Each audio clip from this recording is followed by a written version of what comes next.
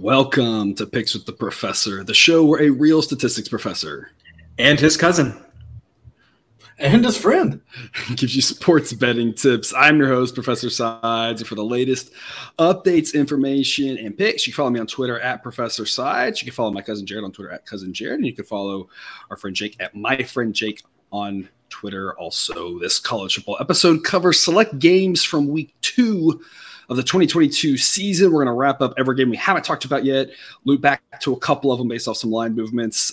Jake's going to make some picks on some games that we covered earlier in the week. We're going to wrap everything up and give you all the college football content you need, either in this episode or the ones we've already covered. In case you're new here, I've built a mathematical model that predicts what the spread should be for every FBS college football game.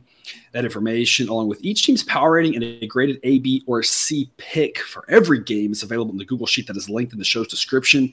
That doesn't mean we recommend you do the same, as our goal in this episode is to share key information about the games, give you a few things to think on, and explain why certain plays are being made in order for you to come up with picks that you are comfortable with.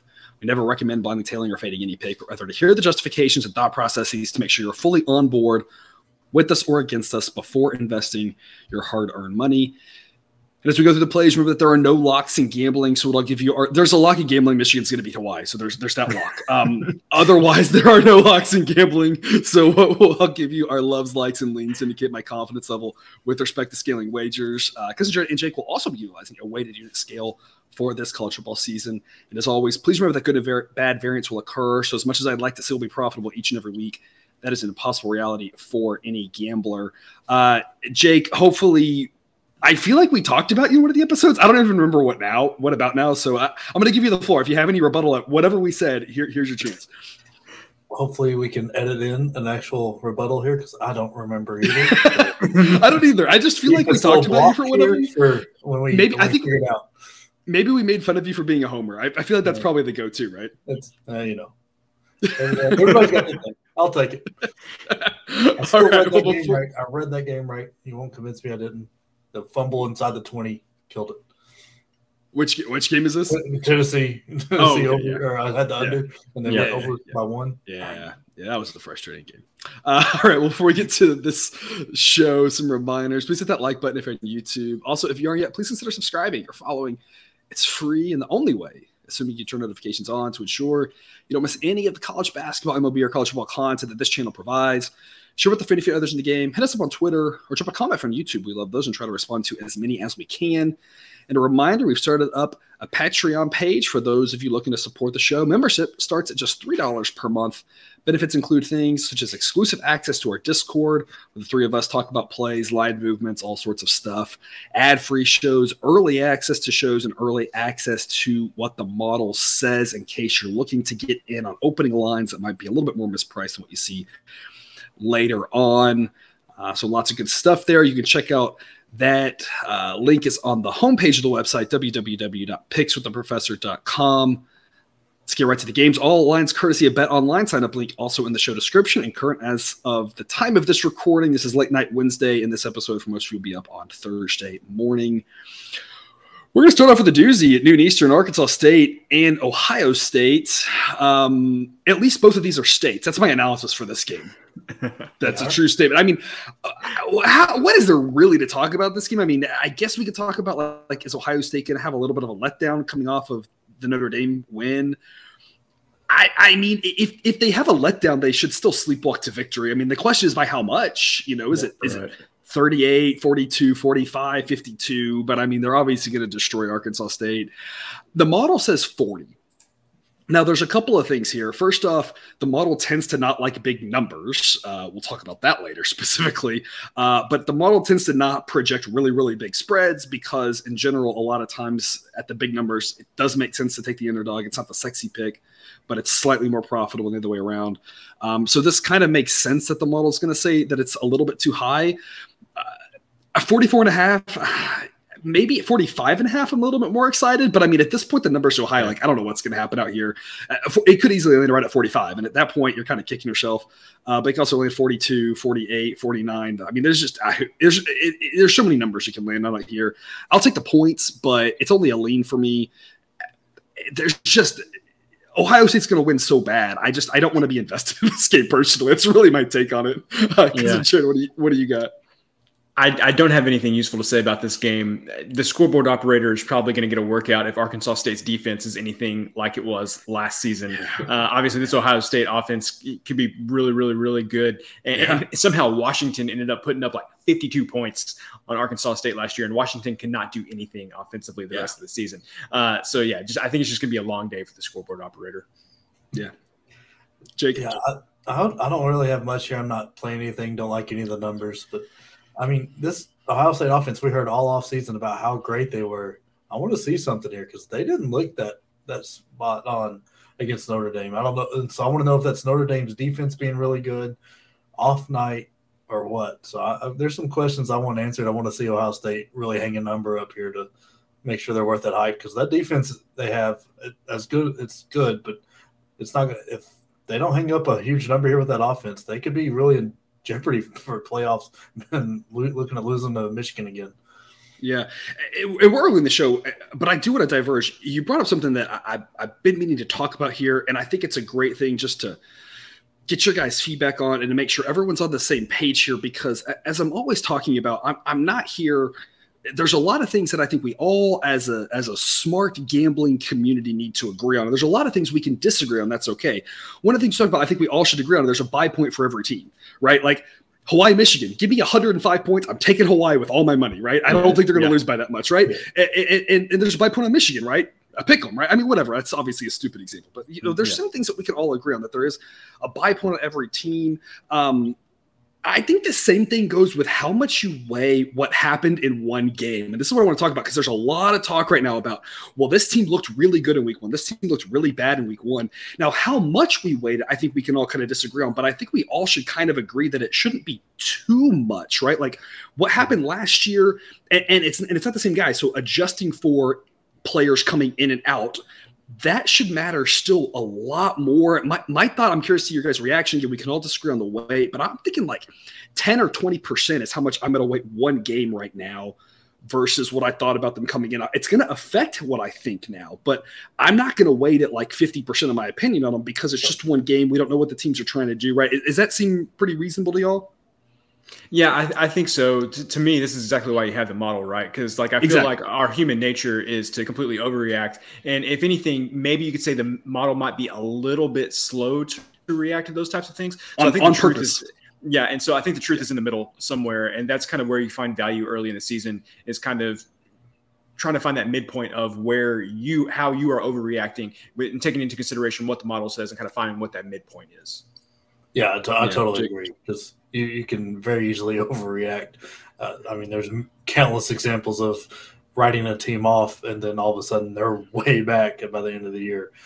Or vice versa with Texas is back, right? Yeah, the running joke now for how many years now, that one game. And then it's like, that was just one game, it didn't actually mean anything. So absolutely. And I thought it was a good thing to talk about here, especially as we enter week 2. If you haven't made your bets yet, just be something to think about how kind of like Cousin Jared outlined, how you feel about to overreact and I think for some teams, you should overreact a little bit more when your belief on them was a little bit weaker because there was a lot of transfers, a lot of new players, or James Madison being a great example coming up from FCS, right? Our opinions on them were a lot weaker. So like for them, that one game means a lot more than it does to me for a different team. You have new coaching situations. That game at LSU played, the way that kind of unfolded. I'm a little concerned about that, right? It weighs a little bit more because it's a new coaching situation. Now there's a little bit of unrest maybe there. Like that's weighing a little bit more than, Baylor week 1 kicking the crap out of Albany means basically doesn't really change my opinion that much, right? Yeah. So it's like, but whatever it is, the number and how, and we're just trying to quantify it. But what we're talking about are things that we think. It's just the math just quantifies what our thought process already is. And so, like I said, my thoughts, 10, 20%. But Jake, to your point with this game specifically with Ohio State, I completely agree that one game doesn't mean a lot, but it's that second game, third game, you start going, what's happening here? And this is a situation we talked about with a few of these teams. They should come out there, they should make a statement, be up 35 at the half, and then you're like, things are right on track, right where they need to be. Yeah. If it's 21-3 at the half, it's like they should be doing better than that, So that's all what I'm wanting to see. I want to see them hang a number here so I can get back on that train because that also shades my opinion of Notre Dame Because I know their offense didn't look great, but if their defense is playing that well, they don't need that much out of their offense. So it's just like one of the games I want to see. I'm interested. I probably won't actually watch it. I'll be reading the box score, but I'm interested to see what the results are. Yeah. And last thing here before we move on, I think that's a great point too. This is where the model really starts to shine in weeks 2 or 3 to 6 or 7. I don't know. There's a stretch here where that thing that you're talking about where this team affects this team, and it starts getting complicated for our brains to figure it out. And the model mathematically does a really good job of doing that, and it does a better job than our brains. There's a spot there. As the season goes on, we all kind of know the same things, and the model usually doesn't give you a lot of surprises. It's kind of like we all kind of know how these teams are early on. Everybody's kind of adjusting, but yeah, there's that sweet spot where it's like too complicated with this team tells you about this team, whatever. And so I don't think we're quite there yet. Maybe next week and the weeks after, there's going to be a stretch where I feel like the model is really going to be able to give us some great advantages because it's going to start getting confusing trying to figure out how it all plays out. Also at noon Eastern, another game you probably won't be watching involving a Big Ten school and a school from Ohio. Ohio at Penn State. Like that segue there, Cousin Jared. Thank you. Model says Penn State minus 26.3. This was 24 earlier in the week. So if you saw the sheet and grabbed the 24, that makes a lot of sense. It's up to 25.5 now. I still think Penn State's the right side to be on. Like I said, the model doesn't love laying big numbers. So when it does, I'll back it. I just don't love this number. It's a big number. Ohio is not good, but I just don't know if Penn State can score enough to cover a big number. This feels a total of 54, lower scoring game. I think Penn State can do it, but it's just not what I'm overly confident in. If Penn State wins this game, something like 35-14 or something, I would just be like, yeah, that seems about right. So yeah. I'd rather be on Penn State than Ohio, but again, just a C grade pick for me because it's too big of a number. At 24, 23.5, probably a B grade pick. I like that value there, but at 25.5, just a C grade pick. Cousin Jared, what do you got? If this gets to 55, I'm going to be on the under here. Ohio just outmatched on the matchup of Penn State's defense versus Ohio's offense is completely outmatched. And that game against Purdue with Penn State, I know they ended up winning that game, but I just was not impressed with the Penn State offense for the vast majority of that game. So, you kind of mentioned a particular score there. Yeah, this feels like 34-13, 38-13, something like that. And so, again, if I get the opportunity to get this at 55, I'm going to take the under.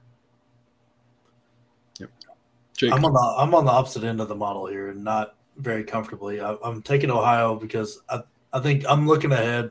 I think Penn State's going to Auburn next week. I think they want to get out and get healthy. So I think it's a very easy backdoor, or not easy, but like very easy can happen, a backdoor cover, like a late touchdown or something, because I think they're going to be pulling people early because they're the much better team. There's no question about that. Yeah. And Ohio plays a similar style to Purdue, like throwing the ball around and stuff. So I think, I think they could easily grab a late touchdown that switches it. Like at 24, I'm on Penn State. I just think 24 is probably the number they win by. So when I saw it get up to 25, I was like, okay, I'll take those points in my pocket. Yeah, exactly what I was saying. At 24, I'd lay it with Penn State. Higher. Sure. The look ahead spot is definitely on the table. So I'm not strongly against you there. That's for sure. I feel like you aren't strong either. I feel like we're both very tentative on that. It's not something I'm super excited about, but it's one I'm going to play. One of the games we're all talking about here this week in Alabama and Texas. I feel like we could have just an hour on this show on this one game. Noon Eastern game day is going to be there for a noon game that's not even on ESPN, so that's a thing. Yeah. Questions there. Model says Alabama by 17 and a half. I'll grab the points with Texas with a lean. I'm not that confident in it here. If you could give me 21, I'm a little more excited about Texas, but the model says 17 and a half, and I think 14, 17, 21, 24, 20, all those seem kind of reasonably likely. So at least at 21, I'm on the right side of a couple of those. But there's a wide variance of what could happen in this game. And like I said, I'd rather be getting 21 points just knowing that I get that push on one of the more common outcomes. I'm going to take all the points simply because Texas has a lot of talent. And I'm not sure that's going to lead them to victory in this game, absolutely. But I think that the talent has a chance to at least keep them in it for a decent chunk of this game. Alabama pulls away late. If Texas loses by 50, yeah, we'll pretend this never happened. Yeah, Cousin Jared, what do you got for us? I mean, this is going to be a game that will be played. I don't think it's going to be too competitive.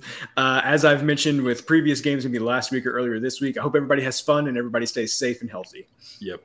That's my analysis of this game. Nobody gets into a fight in the parking lot after the game because too much alcohol was consumed. Yeah, exactly. Yeah. Jake? I feel like we could cut your basketball analysis of Texas and throw it into that first part where Texas has the talent, but yeah. I feel like we talk a lot about Texas on this show, and it's not like for anything other than just like they're fascinating. They're just a fascinating team in both basketball and football. Like when you started that, I was like, man, this sounds oddly familiar. Yeah, I've said this exact same phrase before. Yeah. Jake, you're not making a pick on this one? Well, no, I'm all over Bama. You're all over, okay. I was like, you're just like tailing off there. Yeah, no, I'm all over Bama. It's hard to tell much about them in that first game, but I mean, like from the first game. But if you look at last year, they're just a dominant team. I mean, Young showed off a new talent and led the team in rushing, so that's scary. That just terrifies me being in the SEC that he's just going to decide he can run the ball now. Hey, be in the same division, then come talk to me. Okay, we see him every 3rd October. It's not like we ever get away from him. That's true. That is true. Yeah, so we might as well be in the division with him. That's true. That is true. But, it's just going to be nasty. I mean, their defense didn't force any turnovers, which was weird, but they also didn't turn the ball over. So whatever they let in, less than 200 total yards. So it was still a very dominating performance. This is like if I'm a Texas fan, this is the game I don't want to see with my young quarterback who struggled at the beginning of his first game, and then now you're throwing Anderson at him and and everybody else on that defense. That would scare me. I've got a bad feeling that we're going to look down in the 3rd quarter and Texas and Alabama's up 40, and we're just like, why did we ever think this was in question? So I'm all over Bama here. Yeah, when I said that I hope everybody stays healthy, I specifically meant Quinn Ewers and Hudson Card, and that Will Anderson did not just break one of the ribs or something like that. Like specifically, those are the people that I'm concerned about. Quick question. I want to have fun with this game. I hope that the viewers are enjoying this segment because there's just so many things to talk about. Texas wins this game. Quinn Ewers, Heisman frontrunner, yes or no? Yeah, well, it depends what Bijan Robinson does. True. Right? So if he goes off for like 250 and 3 touchdowns or like something like that, like he'll probably be the Heisman frontrunner. But okay, I would probably say no. Sorry. Maybe I should rephrase. Texas wins one of the 2 guys, the guy who leads them Heisman frontrunner. So it would be 50-50. So it sounds like it's possible, but yeah, okay. That's what I'm thinking here. I mean, if Texas wins this game, it's going to be all that people are talking about. We're going to literally never stop talking about Texas because that would be quite an incredible feat, of course. Yeah. I think there's so much variability involved in this game. I think, Jake, you're absolutely right. It could be 3rd quarter and Bama's up 40. But, like, Texas is one of the few teams in the country.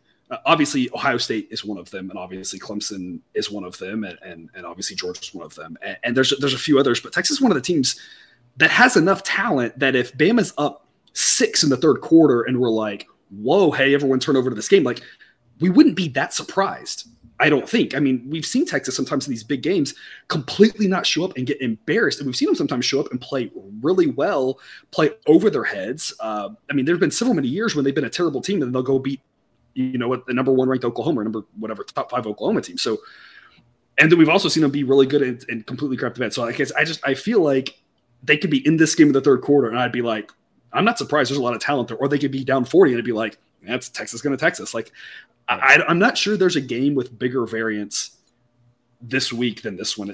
Is there one that I'm missing, or is this the like anything can happen other than a Texas blowout win and no one would be surprised? Well, not to be like super perverted or anything, but FIU and Texas State, that's a lot of variability. But yeah, anyway, that's the only other one that comes to the top of my mind.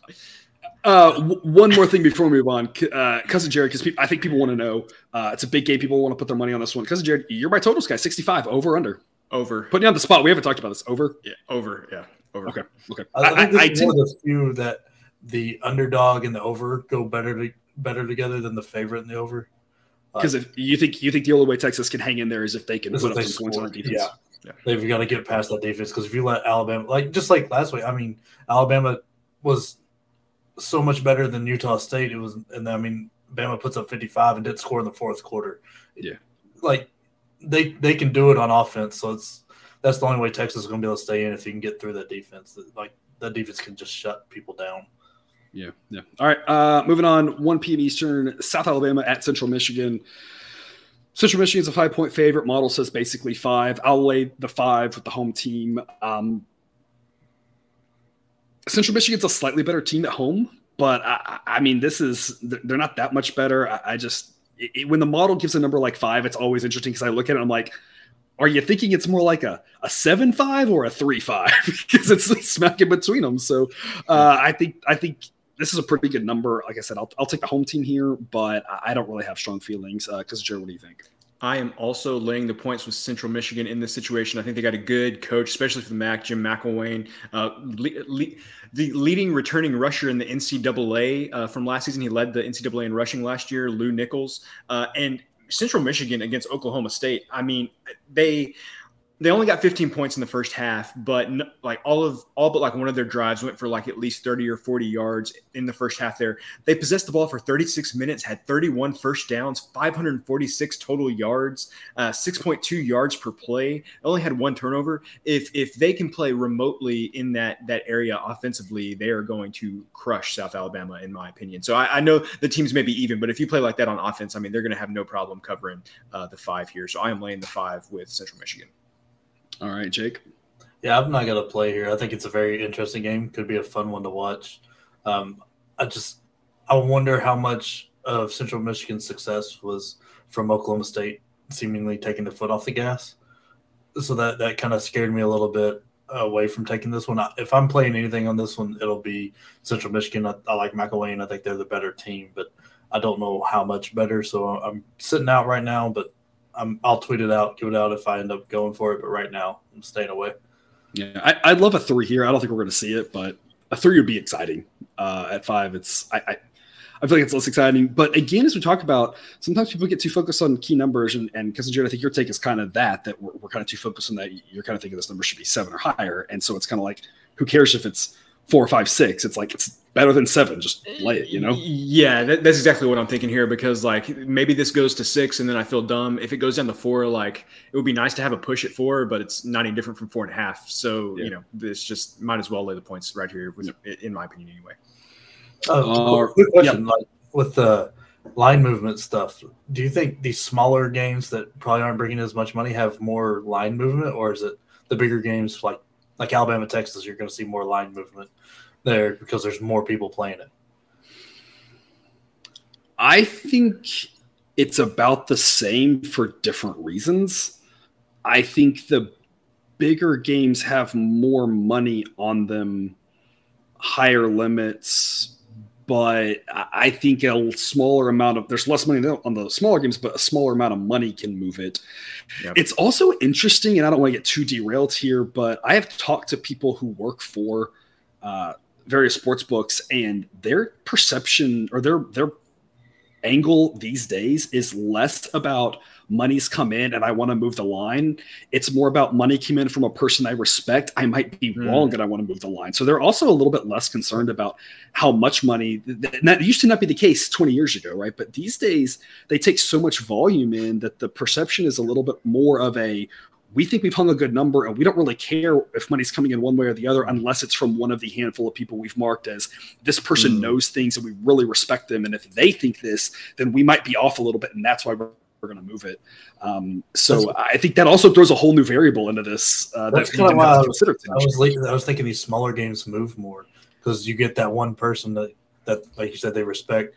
There's a few units on one line, and they're shifting it that like one guy can control it more, so where they can balance things out more with the bigger games. But yeah, that's probably true. Like I said, I think the bigger ones kind of get more movement because at some point when there's so much volume, that kind of I think that kind of does something too. So I think it kind of does a little bit. But I mean, you're absolutely right. One person coming in that they really respect without a lot of money on this game could swing at a point or something if that's the scenario.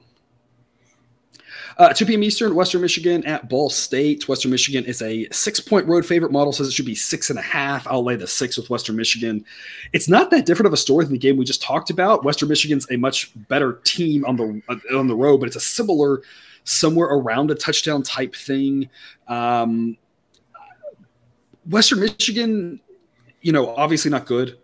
They're just inside the top 100. Ball State is down in the 120s. So part of that is and we talked about overreacting. How do we react to that first game against Tennessee where they really just shot themselves in the foot? Obviously, they were outclassed in that game.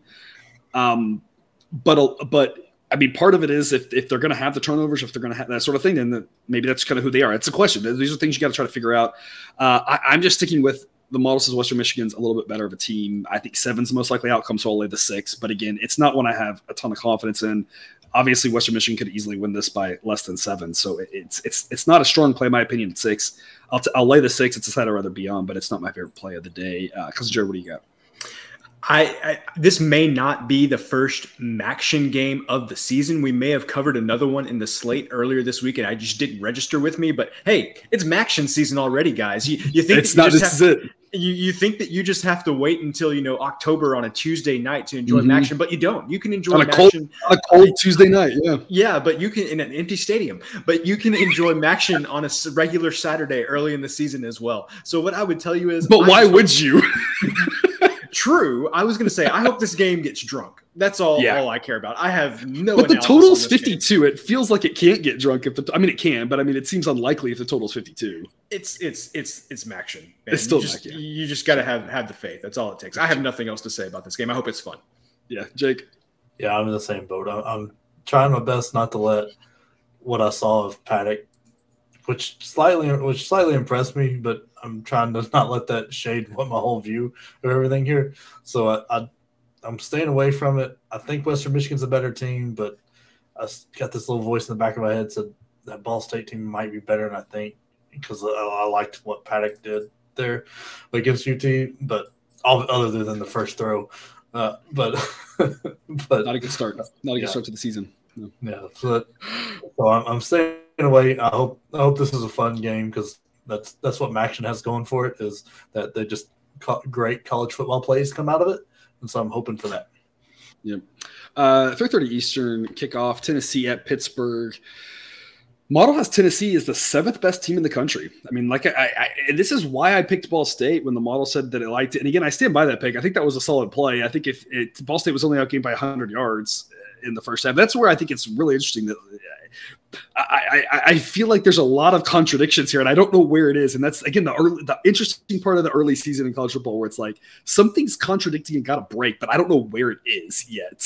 And it's kind of that transitive property type thing. But I mean, the model has Tennessee ranked 7th. I mean, I said this last week. I don't think I could be any higher on Tennessee than I am. It's hard to think that they're really that much better than the model. Model's in love with this team. Pittsburgh ranked 28th according to the model. This translates to Tennessee being a 5-point favorite, what the model says. We're kind of in a dead zone here at this number.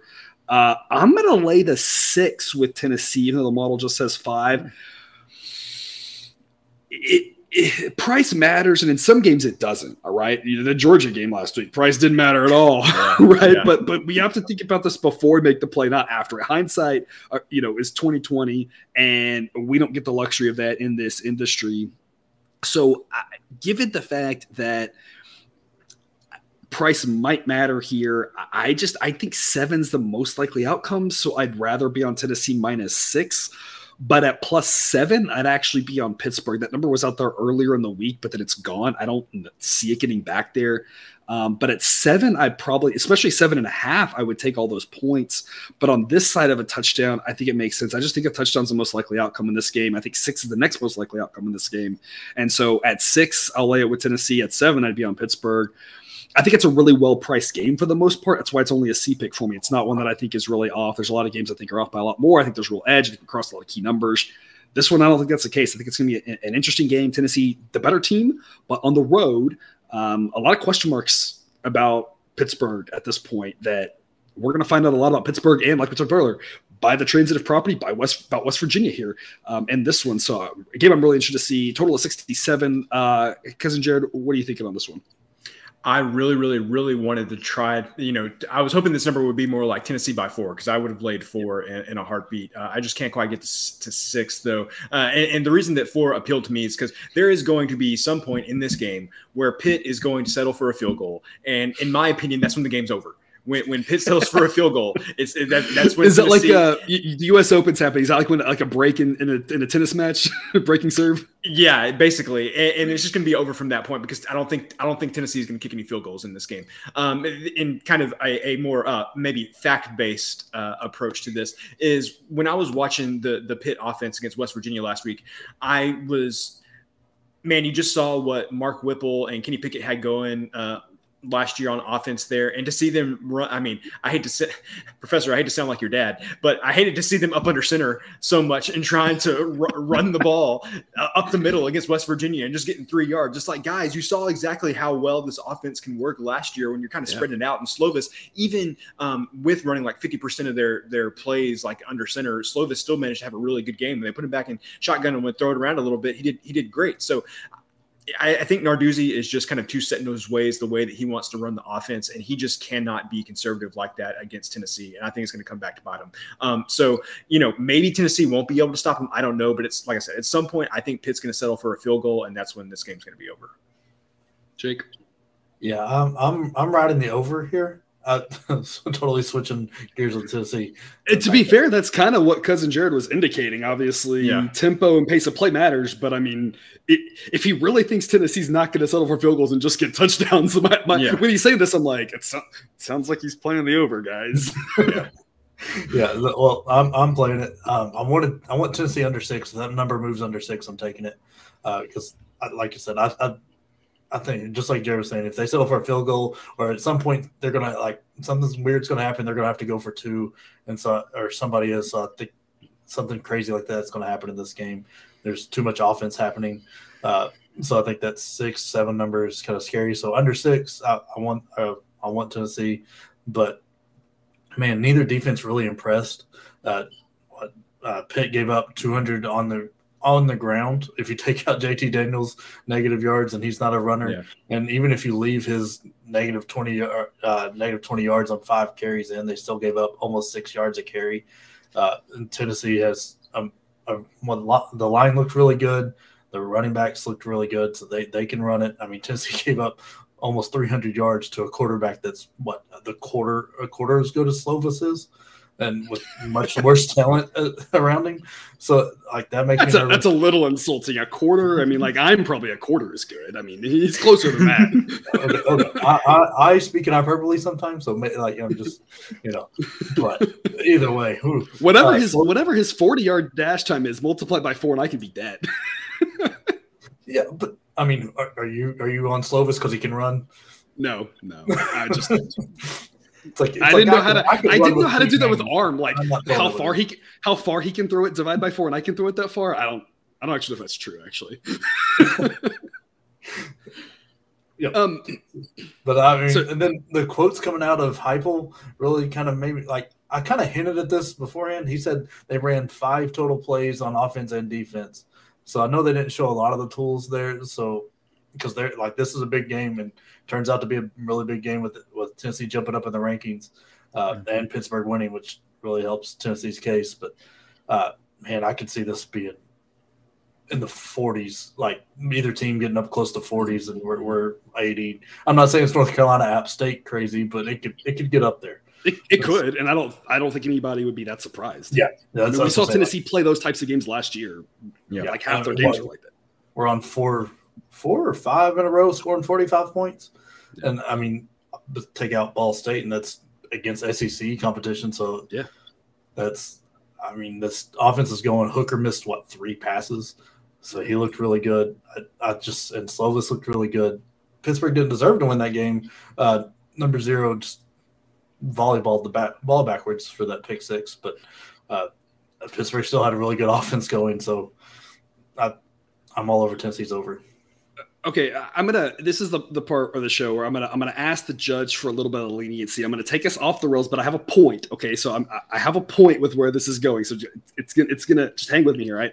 I'm reading in a book today, and they give a great example. So I want to pose this question to you. You can shout out the answer whenever you think you know it. Okay, it's a relatively simple question. All right, a bat and a ball cost $1.10. The bat cost $1 more than the ball. How much does the ball cost?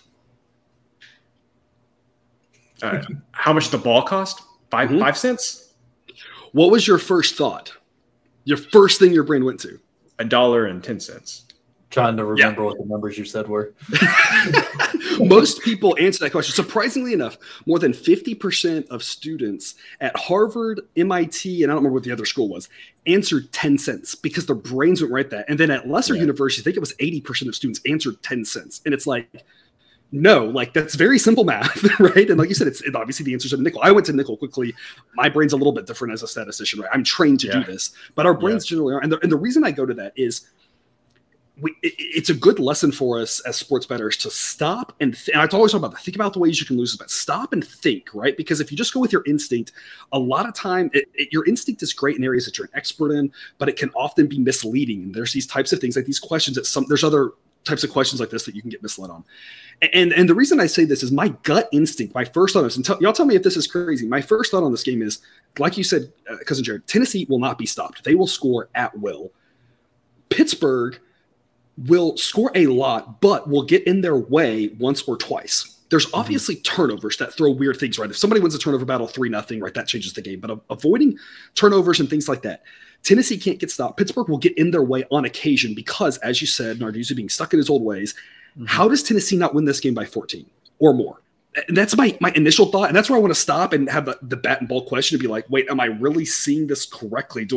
But I mean, I just look at it and I'm like, I feel like this isn't last year's Pittsburgh team, and I just don't think they've got the firepower to hang in there because I just don't think they can get out of their way against a team like Tennessee who's going to step on your throat every single time they've got the ball. So I tell that story there because I'm just like, my gut thought is just Tennessee is going to blow the doors off of them because they just, they'll give up a lot of points, but they're going to score more. I'm like you, Jake. I like the over. I like laying it with Tennessee. I've only got a C grade play on it just because the model doesn't say it's that great of a play. Yeah. So I'm a little bit holding back on it. But I mean, if the number got better, or maybe I do some more research and talk myself into a stronger play on Tennessee, it just feels like a game that Tennessee, assuming the turnover battle doesn't go wrong, wins handily because I see them getting a couple stops, and I don't see Pittsburgh stopping Tennessee. Tennessee might stop themselves, but I don't think Pittsburgh's going to stop Tennessee. Do you have what it opened at? Because I think, I don't know if it's the true opening, but during week 1, they predicted the line. It was 3.5. And then I think almost on Monday, it jumped up to 7.5. It was out to 6 and 6.5 by Sunday night. It posted Sunday afternoon, and it was around 4.5, something like that. And then it was already to 6 by Sunday night. It got to 7 by Sunday night, and then so it's gone up, and then it's come back down. It basically peaked at 7, which indicates that's where there's resistance. But I don't know. Like I said, mathematically, I would take the 7 with Pittsburgh, but I just logically looking at it, I'm like, I would hate that. I would do it, but hate it. Sometimes you make plays and you hate them, right? That's just the way it goes. Yeah, I know. I know. We talked earlier about there being a buy point for every team, but I think in a dumbed down way of what you're saying is there's going to be so many points in this game where laying the points may not matter. You can lay 4. Yeah, exactly. You can lay 4, 5, 6, 7, 8. Obviously you like it less than 7, but it may not matter with how these teams play. It may not, and that's where it's tough. And this last thing will war up. That's where it's tough in this industry is because you have to try to balance that. What's a smart play versus do you see the game playing out that way or not? And it's really tough because on the one hand you have where you're grabbing a key number with a dog that there's supposedly value there, but at what point do you just say, I don't think it's a good matchup for him stylistically, and you kind of have to throw that out the window. And in baseball, it's again, talked about this before, baseball being an individual sport, it's a different story. With football being a team sport, that matters. And sometimes you got to throw out the value play. I hate saying this. I hate saying this as a decision, but sometimes you have to throw the value play out the window and say, that's not the matchup that I see playing out. And that's where I'm placing the bet, Yep. Yeah, before you came out with this model thing, like when I was making my bets, I used to count the number ifs. How many times I had to say if this happens, if it goes this way. That's how I would determine how how much I'm reaching on a play, and so that was like that. It's not a very sound strategy, but it's the same concept. It's not quite as quantitative, but it's the same concept that we're doing. We're all coming up with things, whether we do it with numbers or not. We're all kind of doing the same sort of stuff. It's just sometimes it's words and sometimes it's numbers. All right, moving on.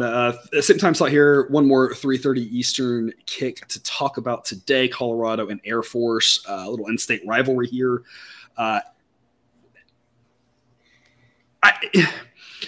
Air Force is an 18-point favorite, but like, am I the only one that's like jarred by that? And I'm not saying 18 is the wrong number, but I mean, that just feels crazy that Air Force, little brother Air Force, like stepchild Air Force, right? Like they're not even like Colorado State's little brother. I don't even know what you call Air Force. And Air Force is a solid service academy, and they do some things really well. Absolutely, I don't want to take anything away from them. It's like when Baylor got good or TCU got good. The same thing. Everyone was like, these teams are supposed to be terrible. Or SMU, right? It's just jarring that Colorado, the flagship state school, is ranked in the hundreds. I've got them ranked 105th. Yeah, it's jarring that a service academy is this big a favorite over a Power 5 team. That's what it is. That's what it is. Yeah. Well, it's just a jarring number. The rest of the schools in the Pac-12, besides like USC and maybe UCLA and Utah, really Power 5 in football. Yeah, that's a whole other podcast. Hey, don't. How dare you speak ill of Oregon State? Don't speak poorly about the Beavers. We'll talk about the Oregon. There you go. We'll talk about the Beavers later on in this episode. Air Force again, an 18-point favorite. Model says it should be 16. I'm going to grab the 18 with Colorado. Colorado, I don't know what to make of them. I mean, they played a fantastic first half of football. Jake and I were on all those points against TCU at home last week, and watching it that first half, and I went to bed at the half. It was a late game, and at some point you got to sleep. And I thought Colorado had a chance to win that game. And then I woke up and Colorado got beat 100-0 basically in the second half. I mean, what in which Colorado is real? They got Cousin Jordan, you talked about this. They had the two quarterbacks and they played both of them. And I don't think that wasn't the problem, or that was only one problem. Maybe I should say. I mean, I saw good things from both of them. The one guy electric with his legs and got into some problems in certain areas, but definitely made some things happen on the ground. The other guy, much better arm. I saw things from both of them that you can see why they were in a quarterback battle. They weren't that bad, I don't think. The defense, just what happened in the second half against TCU for them to be so dominant. So I don't know what to make of Colorado here. I think this game against Air Force, being a service academy, doing what service academies do, if Colorado can stay disciplined, they should have good enough athletes to frustrate Air Force and get a few stops and stay in the game. If not, Air Force is going to score a touchdown literally every time they have the ball. So and they're going to they're going to take like 8 or 9 minutes to do it. Yeah. And so I'm grabbing the points because I think even if Air Force scores every time they have the ball, which I think is on the table as a realistic possibility, they're going to take so dang long to do it.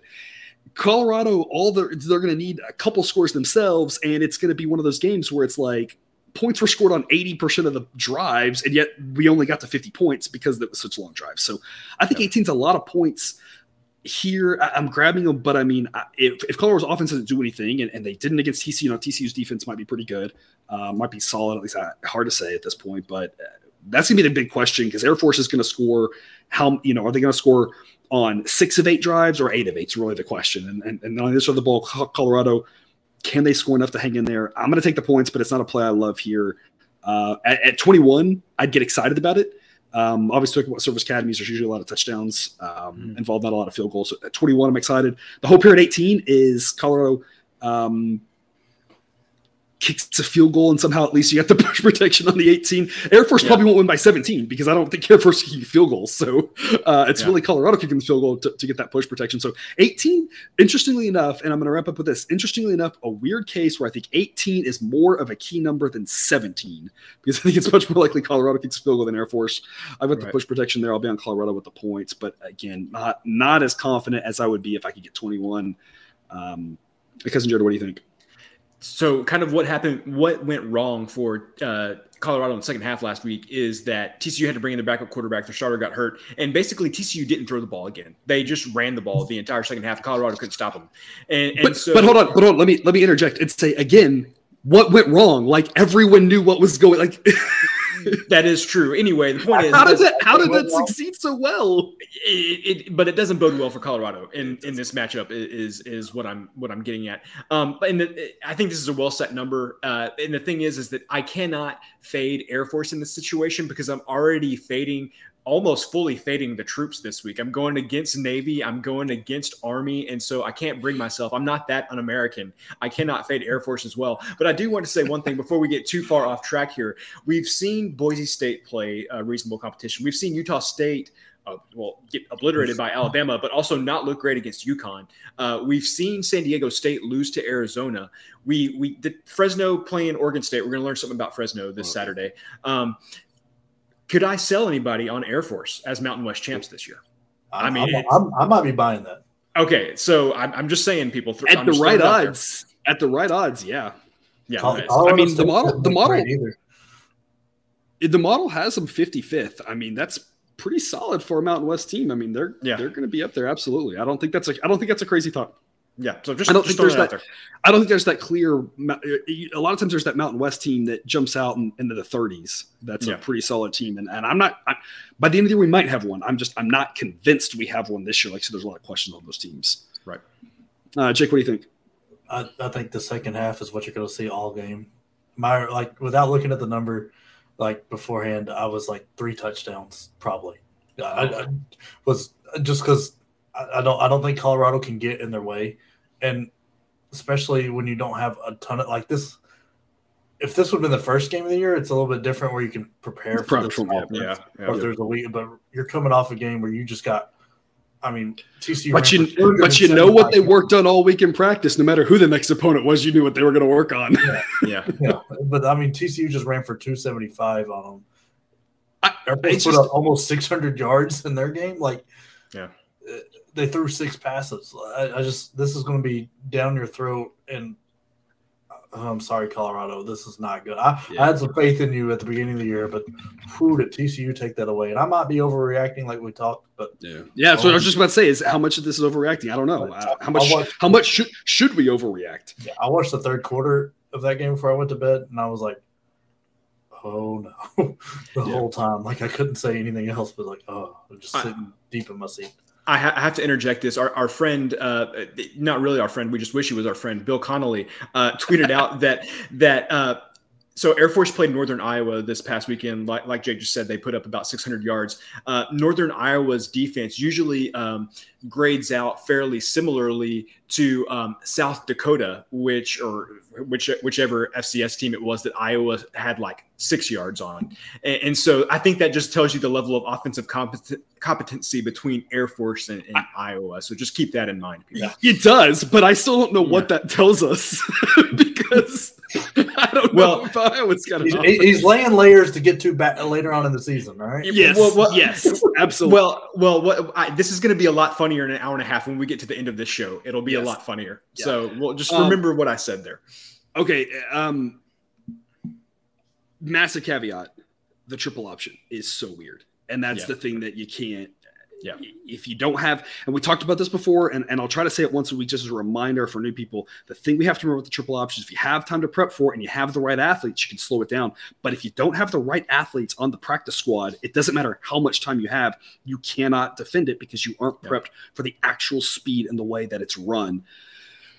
So, and partially the linemen too, the blocking schemes. It's not just, it's just if you don't have the right guys in practice, it doesn't matter if you have time for it or not, you can't defend it. But if you have the right athletes on your own defense, you can make it look foolish. I'm like, I think Air Force is going to score a lot. I still stand by, if Air Force scores every time they have the ball, Colorado can still cover this number because there aren't going to be that many possessions of the game. So that's why I'm taking 18. But obviously, if Air Force does score every time they touch the ball, that's not exciting for it. But again, that's why it's just a C grade play. I think there's multiple avenues for Colorado covering this, but it's not one I'm comfortable enough with that I want a second unit on it. Right.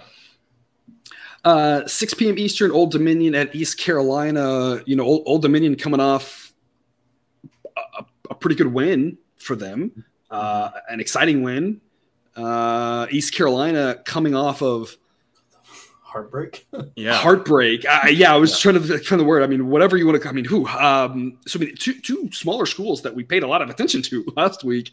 Yeah. Model has East Carolina almost 30 spots ahead of Old Dominion. Says they should be a 9.5 point home favorite. I'm going to grab the 12.5 with Old Dominion. I just think it's too many points. I think, you know, not that Old Dominion is great, but I'm just not sold on East Carolina being much better than middle of the pack, and a middle of the pack team against a team that's inside the top 100. I don't think should be a double-digit favorite here, so I'm going to grab the 12.5. It's only a C-grade pick. This is one that the model does say there's a little bit of an edge on because we're crossing 10 and 11, but I'm putting only one unit on it because I'm really hoping that later in the week I can get 13, 13.5, or 14, and that's where I'm starting to really get excited about this pick. But assuming that it stays – yeah, that's true. The key numbers may not matter key numbers may not matter here with the kicking woes. But again, I'm getting more excited about it with a little bit higher numbers. So I'm giving myself the opportunity to add more units later on in the week here. But for now, I'll lock in 12.5. I think 12.5 is a solid look. Like I said, you're crossing 10 and 11 are two of the more likely scores for this game. Cousin Joe, what do you think? I was really hoping you actually took the words right out of my mouth. I think when you said that the model made this 9.5, I was really hoping to get ECU under 10 in this spot. Because same idea, right? Yep. Yeah, because we talked about it on the last show that Old Dominion had one of the lowest win expectancies when they beat Virginia Tech, and so I was hoping that Old Dominion would be getting a little bit more respect in this situation. But unfortunately, it's the exact opposite. ECU is getting a lot of respect for basically all of us, knowing they should have beat North Carolina State and didn't. So I was hoping that the line would kind of go the other way a little bit, but it's gone the way that I expected it to. So I don't see any value here. And just to real quick, I completely agree. I said the two key numbers here at 10 and 11. I'm with you. If the model says 9.6, if it was 9.5, I'd be on East Carolina as well. So again, we're talking about price matters here. It may not in this game. Old Dominion might win outright. East Carolina may win by 30, but there are enough probability points on these key numbers here, 7, 10, 11, 13, 14, that we have to consider these. And I'm like, yeah, I laid 9.5, but at 12.5, I think I'm grabbing the points. But I'm hoping it goes the other direction, up to 14. But I don't think either one of us is going to get our wish, but we can always hope, right? Chick, what do you think? Yeah, neither team impressed me offensively enough for me to be comfortable with where the number is. And like you said, like both of you said, I wanted it either under 10 or at 14. Yep. Like for it to play, so it's in that weird middle ground where I'm not going to play it. I mean, this could be a big letdown. Like one of the things I'm worried about is ODU coming off beating like who they set their season out. Like this is the team this is the game they wanted to win. They did it. What do they do next? Like sometimes when you try to win enough games to get to a bowl. Yeah, like it's like sometimes when you set the goal and you meet it, and it's like, where do I go from here? I almost feel like this week could be that for them, and ECU might run away with it, but I'm not playing anything right now. And maybe a road game against a team that's much better than them, But I think Old Dominion's got their sights on getting bowl eligibility. That's a struggle for them at their level. So in general, to me, it's go out there and get another win to get bowl eligibility. I think it'd be different if they were projected to be a 3-win team where that's off the table. But I don't know. Like you said, it could be a letdown spot. I always talk about this. It's hard to project that, but absolutely could be. Again, probably a pretty solid number here, but hopefully it gets a little bit bigger and I can add some more to it. 6 p.m. Eastern kickoff. Kansas and West Virginia got a Big 12 conference game here in week 2. Look, I'm just going to say facts right now. Kansas right now 1-0, West Virginia 0-1. So Kansas. Yeah. There you go. In all seriousness, Kansas actually looking competent. Kansas. I've been saying it for a month. Next week, but they're playing Houston. We said it a lot on the preview show. The Kansas over on the season win total. Yeah. And I am the resident Big 12 expert here. I have seen this story enough times. I've seen this story every 3 years. Kansas is going to be good this year. LOL, guys. They're not. So I'm a little bit more tap the brakes, y'all. But I mean, competency here. Obviously, not going to be a top 25 team, but looking, I see more potential from Kansas this year than actual real potential, not just hype. Yeah. Than I've seen in a long time. Model has them up to 85th. Obviously, still not good, but I mean, they're a team that's been traditionally in the hundreds. That has to be the highest they've been in a while. I don't know how long. Yeah. Wow. Yeah, absolutely. So look at decade. Yeah.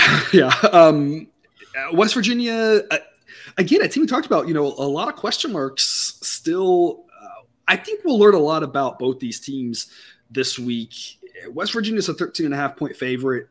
Morgantown is notoriously a tough place to play a football game, especially at night. There's nothing to do in that town. Couches will be burned if they lose. Couches might be burned if they win. I don't know. It's on my bucket list. I've heard it's a fantastic place to watch a football game. So I'd love to get out there one day. That's going to make it tough for Kansas to pull the upset. That's not the question we're asking here today, though. We're asking, can Kansas cover 13.5? I really would like 14. Yep. I'm hoping it gets to 14. At 14, I'm adding a unit to it. 13.5, I'll take the points because I'm just not sold on either team, and so give me a bunch of points. But 14 is the number I'm really hoping for. So it's a lean for me on Kansas at 13.5. Model says 12. So, maybe we'll get to 14. Maybe not. There's a lot of these games today where I feel like here's where I'm at. If it can get to this number, I'm more excited. But at this number, it's not quite there yet. But we got a lot of time till Saturday. Because Jared, what do you think? So when I make a play, I like to look and kind of see my own opinion on things, and then I look for statistics and facts to actually back up my initial thinking, and that's kind of how I like to make plays. Normally this number wouldn't be large enough an edge for me to make a play just based off the statistics. But this just feels like a good spot for Kansas for me. And I can't tell you why. It's just kind of like a feeling in my gut. You usually don't hear me say that very much on this show, but this just feels to me like a good spot for Kansas. I think honestly, I was impressed with what I saw from West Virginia in that Pitt game. They should have won that game, but I think there's also potential for a hangover, big rivalry game like that, a game we should have won. Kansas coming to town, it's probably difficult to get really excited about playing a Kansas team. I think West Virginia is going to win. Like I said, I think West Virginia is going to be better this year, but this just feels like a really good spot for Kansas, in my opinion. So I'm not making a play at 13.5. If this gets to 14 or 14.5, which again, I don't think it will, but if it did, this was something I'd be looking long and hard at. Two things real quick before we get to you, Jake. Number one, is it possible that West Virginia, that I'm impressed with West Virginia because they should have beat Pittsburgh is also, but maybe neither team is that good. Could be. If Tennessee, think about the time. Okay, let's think about the timing of this game, right? 6 o'clock Eastern. Tennessee Pittsburgh's at 3:30 Eastern, so the Tennessee game won't be over. Tennessee's up 42-10 in the early third quarter. How are you feeling about West Virginia then? I still okay. So you're talking to the wrong person here because I was done with West Virginia after like week 6 last year. So I'm not the right person to talk to about this. I feel, and I mean, you watch a lot more Big 12 football than I do, so you know better than me. But I just felt like I saw things from West Virginia in that game that I hadn't seen in a while, especially offensively. Okay. So maybe I just haven't watched them enough. But I was still pretty impressed with them. Last thing I'll just add here real quick: Kansas every year goes on the road and scares somebody. If they're playing in Austin, it's usually Texas. But who knows if this is that game? But as you mentioned, Cousin Jared, it's not always easy to get up for Kansas. Usually the teams have a ton of talent. In some of the last several years, it's been Baylor. It's a lot of times Oklahoma can just show up and just out-talent them. But the teams that have medium talent every once in a while get a little bit too ahead of themselves, look ahead spot, and sometimes a bad Kansas team gives them a scare. And this is a less than usually bad team. Might give some people some scares this year. Maybe they'll be better and they won't sneak up on teams. But even as bad as they've been, they sometimes sneak up on a team. So that's obviously on the table. Anytime Kansas plays, you have to consider it. Again, not sure it'll be this weekend, but it's always possible. Jake, what do you think? Yeah, I'm going to be a little contrarian here. I'm on West Virginia. I think this game ends around 17. So like once it gets up to like if it gets up to 14 and a half, I'm not playing it. But at 13 and a half is probably about the highest I'll play it. But I think, I mean, JT Daniels was the best quarterback on that field last week. And that West Virginia line looked better. They ran the ball well. And I think they're going to be very angry about how the game ended. I think they might not come out right in the first quarter, but I think eventually they're not going to let that go. And I think that's where some points get put up.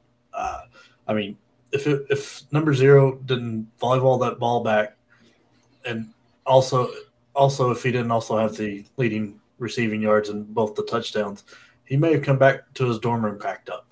As a nice way to put it. But since he did the other two good things, he gets to live another week. He gets best. Yeah, and I think, man, he's going to be on a mission to show that. Golly, have y'all watched the replay and how bad that was? Oh, I watched it today when I was writing the notes, and I was like, oh, poor guy. It's him here, and he goes, and it just turns, and it's just, you can see it. He drops his head, and it's bad. Yeah. But so I think he's going to come out ready to go. I don't think Kansas is going to be quite ready for this one. I mean, they look competent. I wouldn't want to walk into Morgantown right now after them losing to their bitterest of rivals. Yeah, so I think winning in Morgantown a really tall task. Thankfully, of course, we don't have to have Kansas win or lose that we're talking about. But absolutely, I'm with you with regards to winning. That Kansas pulling off some wins with their competency in conference is on the table. But in Morgantown, unless West Virginia is really bad, is just such a hard place to play. So I mean, even if West Virginia, great point about the Tennessee Pitt game, that could be me really regretting what I've played if that's happening. I'm like, oh no. Yeah, or vice versa, right? If Pitt's ahead in the third quarter, now you're saying, oh, check back that now you're 1-8 with West Virginia. That could affect your opinion. And again, try to figure out, talk about how to overreact, how much to overreact or not. It's very, very difficult. So it's early season. These are things that you all got to try to figure out how you're weighting all this stuff, but just things to think about for that one. 7 p.m. Eastern kickoff, UMass and Toledo. Toledo, kind of a middle-of-the-road team. Overall, pretty good for a MAC team, 67th. Yeah. I mean, I haven't looked by conference, but I feel like a clear favorite in the MAC, one of the by far better teams. Yep. UMass ranked dead last. So Dead last. For now. For now, Hawaii and Florida International hot on their tails. Is that the phrase we want to use? Yeah, hot on their heels. I don't know. What's what we're going with. Toledo's a 28.5 point favorite. Model says it should be 29.4. I'll leave the 28.5 with Toledo. I'd like 28. I'd really like 27. If you could get me a 27 on this, and I don't think it's going to happen because I don't think people are crazy enough to back UMass at this number.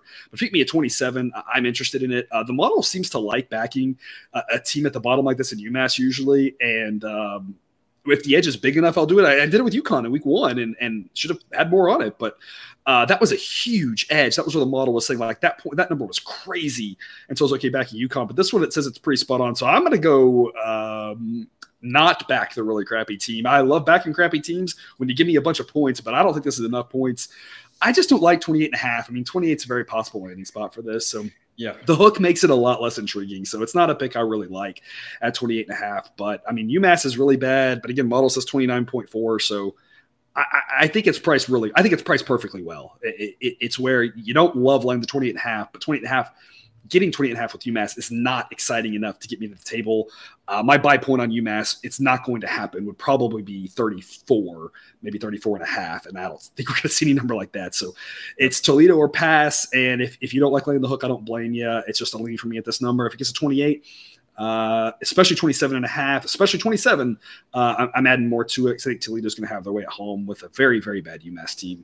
Cousin Jared, what do you think? Official play for me, I'm on the over 49.5 here. This is the perfect example of you got to look at the process and not the outcome, because last week I had the over 58, I believe, in UMass and Tulane, and you were looking great. We had 5 minutes left in the third quarter, and we just needed one touchdown to get us at least a push at that number, and then anything else was gravy. We were going to win our play. And the last 20 minutes of the game, no points. no points at all the last 20 minutes of the game. And so that was really a heartbreaking loss there. So I'm going back to the well. I don't think that's going to happen twice in a row. I mean, it's only 49.5. Guys, let's go with Toledo. Could score 49 points themselves and Yes, get a field goal from UMass, and this is going to go over. So, again, sometimes you got to look at the process and not the outcome, and I felt good about the over with UMass last week, and I'm going to stick with it this week. Cousin Jared, it's not going to happen, but if it gets to 48, is that a 2-unit over for you? No. At the 47.5? At the end of the day, this is UMass. So Okay, I don't fair know point, if there's fair point. anything that can make this a 2-unit play. But it's also UMass's defense. I mean, I'm just saying. That's true. That's true. When you said it, my first thought was 45, but Okay. it's not It's not not going to gonna happen 45. happen. Yeah, No, it's not no. going to happen. Jake, what do you think? Yeah, I'm on the over with Cousin Jared here. This is like this. When it dropped from 51 to 49, I got real excited. Still one unit play for me. If it gets down to 49, or I'll probably add another unit because UMass is bad. Yep. Real bad. Yep. Yeah. But maybe not as bad as we think. Like, I'm not saying they're not the bottom tier or bottom whatever, but I think the bottom level is higher than the bottom level of last year. That is absolutely on the table. We talked about that briefly at some point, that last year the top couple teams or top whatever two or three, I don't know if it was just whatever, were way out there, and the bottom 2 or 3 teams were way down there: UConn, UMass, New Mexico State.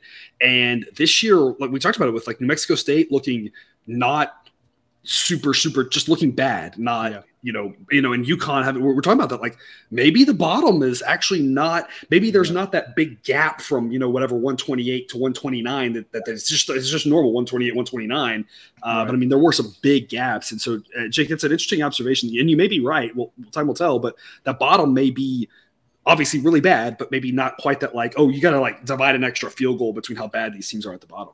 Yeah, so that's why I think that's kind of where I think. Like, I still think UMass is bottom 5, bottom 3, whatever. I just don't think that bottom is as low as it was last year.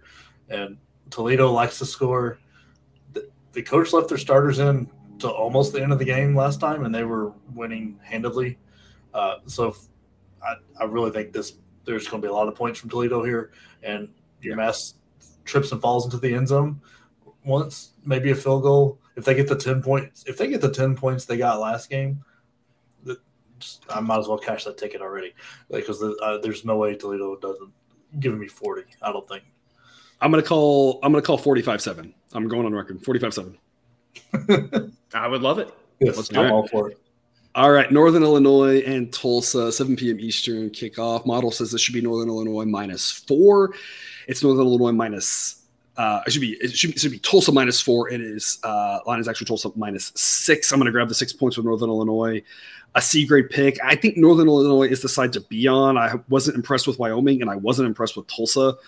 I just wish it was 7. So again, I'm leaving myself the room to, if it gets up to 6.5, maybe 7, definitely 7.5, definitely. I think that's a much more exciting play. So I'll grab the 6 with Northern Illinois now, but I'm really hoping for more points. 6 doesn't really get me that excited in this one. Northern Illinois isn't good, but again, that Wyoming Tulsa game last week was terrible. I watched it. I regretted it, but Tulsa should have easily lost that game. Or Tulsa should have won that game, but couldn't get out of their own way. Wyoming didn't look good either. There was a missed field goal that could have won it that like hit off the upright. I mean, it was just a comedy of errors. I don't think either one of those teams is very good. I don't think Northern Illinois is that good either. And so my theory on no one's very good is take the points. Again, I just wish I was getting 7. So I'll grab the 6. But I'm not convinced Tulsa should be a touchdown, even if it's minus the extra point favorite over very many teams in college football. Obviously the very, very bottom. But I don't think Northern Illinois is in the very, very bottom. I think they're just in the kind of bottom. So give me 6 points with Northern Illinois. But again, I'm hoping for a bigger number later in the week. Cousin Jared, what do you got? This is a line that I'm watching. If it gets to 7, I'm definitely taking Northern Illinois. We know that Northern Illinois was like the darling last year. They won like 11 billion all the one-score games. Yeah. And so you would definitely think that that's not going to happen again. You would think, but it's just the way that they play, they can lose a one-score game here, and as long as it's not by 7, you win, right? Exactly. And I mean, they played Eastern Illinois last week, which Eastern Illinois is an okay FCS team, but guess what? They won a one-score game. They won by 7 points against Eastern Illinois. So it's just kind of what they do. If this gets a 7, I'm gonna take it. I may eventually take it at 6 anyway. It's just one of those things that, like, if you go look at their advanced statistics and everything, it's not impressive. They just find a way. And so it's one of those where, like, they just hang around. Like my gut says to back it. Like, why would this year be any different? But if you go look at numbers, it's like, man, their defense is really, like, questionable and sketchy. They're a really one-dimensional offense. But anyway, so if this gets to 7, I'm probably going to make a play on Northern Illinois. Yeah, I think 6 is an okay play. 7's I'm getting excited about it play. Yeah. Jake, what do you think? Yeah, I'm in the same boat. I'm waiting for this to get to 7. I can't back the anti-Nebraska team yet with all their one-score wins. It took me a second there. I was like, I'm with you. Yeah. So I want this at 7. Tulsa really hurt me last week, and that game made no sense as bad as Wyoming looked. So that really made me readjust what I valued Tulsa at. So I'm leaning Northern Illinois. If this gets out to 7, I'll definitely be playing it. Just one of those ones I'm waiting on. I'm hoping that line moves up for me. All righty, the game you've all been waiting to talk about, 8 p.m. Eastern, Hawaii at Michigan. Just so many thoughts running through our heads that Cousin Jared, just say something, Cousin Jared. I don't know. So again, another game. I hope everybody has fun and everybody is healthy. I don't know if anybody's going to have fun in this one. Yeah, I mean, that's the problem. If you're walk-ons for Michigan. Walk-ons for Michigan, yes. Otherwise, like if you're any of the starters and you do something good, like it's what you're supposed to do. I mean, you might get excited if you score, but otherwise, like you got an 8-yard run while you were supposed to. You can't even be excited about it, right? Yeah. So I'm not laying 51 with Michigan. I'm not taking 51 with Hawaii. You said last week you might lay 50. I think I said 45 or 48, and I definitely would have done 45 for sure. For sure, 45.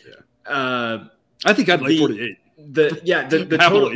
The total here. So here's the thing on the total. I think this game is going to end up being 62-7. And so if I could get like 69, I would take under 69. I feel good about my push protection at 69. Nice. But it's very nice. But I am not going to go below 67 because JJ McCarthy is starting this game, and JJ McCarthy might score 60-something points himself. If I knew that Cade McNamara was starting this game, I'd definitely play under 67.5 because, like. But do we know how many series each is going to play?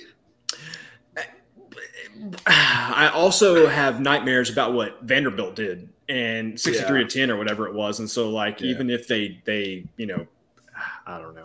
If this gets to 69, I'm playing the under out of principle just because I think it's going to be 62-7. All right. So somewhere in the second quarter, we're going to hear the Mortal Kombat guy come out and say "Further shoot" kind of thing. It's going to be bad. Especially with McCarthy, as athletic as he is, we saw what Vandy's quarterback did. What is this guy going to do? Yeah. Oh man, I'm just so sorry for any Michigan fan because you can't watch this and be happy. No, because no matter what you do, it's not good enough. Only bad things can happen. The best case scenario is everybody stays healthy, everybody looks good, and you blow them out, and that was exactly what you were supposed to do. Yep. So there's no upside. Like the best case scenario is neutral. The best case scenario is you wake up Sunday and the world hasn't really changed from Saturday morning to Sunday morning. Yeah. I mean, the best case scenario for Michigan in this game is Ohio State loses. Yes. Right. That's obviously not going to happen either, but I'm like, that's like, there's nothing good that can happen here. Yeah. Hawaii might just want to quit this year and take a year to get their stuff together, Hey, which you could do in the pandemic and COVID times, you could get away with it. And some teams in the college basketball did. They were just like, you know what? We're done. Yeah. And we don't have it this year. You can't. I don't think you can get away with that now. Like there'd be some people who'd be pretty pissed off at you if you tried that now. You don't really have the same excuse as you had before.